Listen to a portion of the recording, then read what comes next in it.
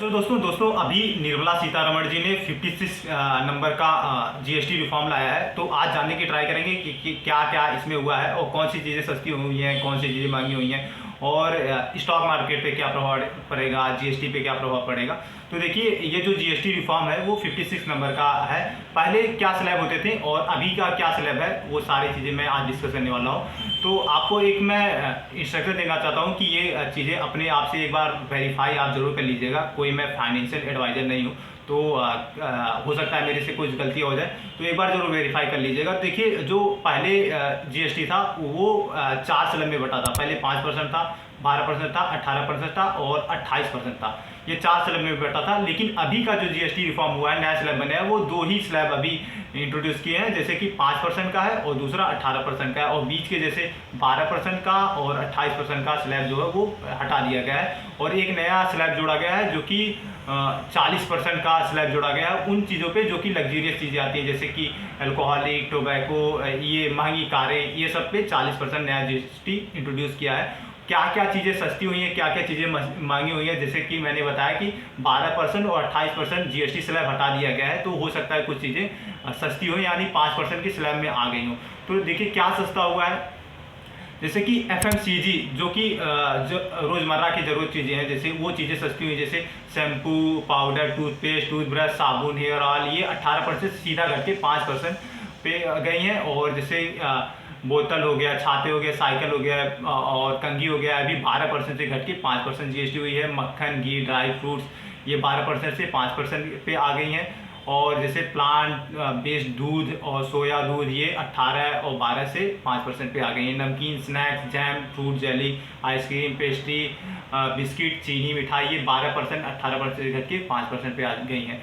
और ऐसे कई सारी चीज़ें यहाँ पे घट के देखने को मिल रही हैं कि 12% और 18% से घट के सीधा 5% पे आ गई है, जिससे क्या होगा कि आम जनता को कहीं ना कहीं जरूर से प्रॉफिट यानी बेनिफिशियली ही रहेगा।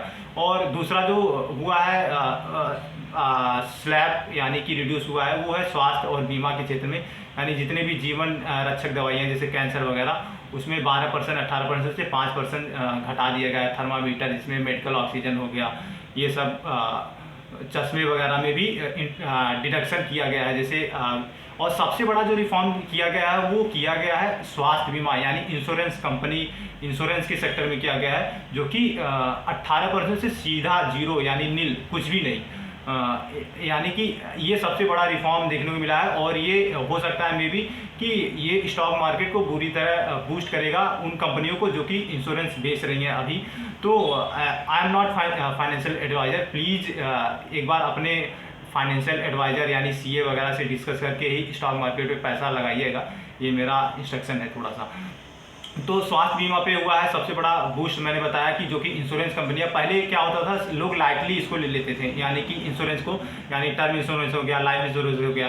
तो अभी जो इससे हुआ है ना कि 18% से सीधा घट के यानी जीरो हो गया है, इससे इंश्योरेंस कंपनियां में बूस्ट देखने को मिलेगा स्टॉक मार्केट में, हो सकता है मे बी इन फ्यूचर।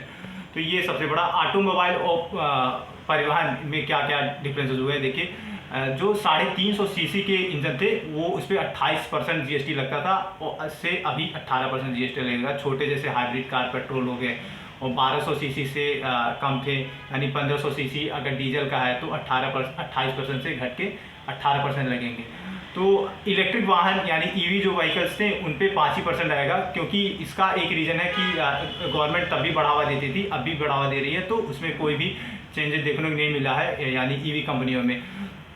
अभी कृषि और निर्माण में सीमेंट जो है वो 28% से घट के 28% से घट के और 18% पे आ चुका है। जैसे उर्वरक हो गया, और हस्तशिल्प से 12% से घट के 5% पे आ गया है। तो अन्य सेवाएं जैसे कि इकोनॉमी हवाई टिकट 5% हो गया है। क्या महंगा होगा, महंगा में लग्जरी कारें जैसे कि 28% से घट के उपकर से 40% ये ऐड हो सकती हैं। तो ये चीज़ें महंगी हो सकती हैं, जो कि जैसे तंबाकू वगैरह, जो कि महंगी आइटम्स में आती हैं, लग्जरी आइटम में आती हैं, अल्कोहल वगैरह, वो महंगी हो सकती हैं। तो अभी इस पे मैं बात करता हूँ कि इन्फ्लेशन पे क्या प्रभाव पड़ेगा। देखिए, इन्फ्लेशन पे बहुत तगड़े लेवल का प्रभाव पड़ेगा। चीज़ें क्या इकोनॉमिस्ट कहते हैं, रिसर्चर क्या कहते हैं, देखिए क्या है कि जो हमारा जीडीपी है, आपको पता है कि अभी अमेरिका ने टैरिफ जो वगैरह लगाया है, तो इससे क्या होगा कि एक्सपोर्ट जो है वो हालांकि कम ही होगा इन फ्यूचर में भी।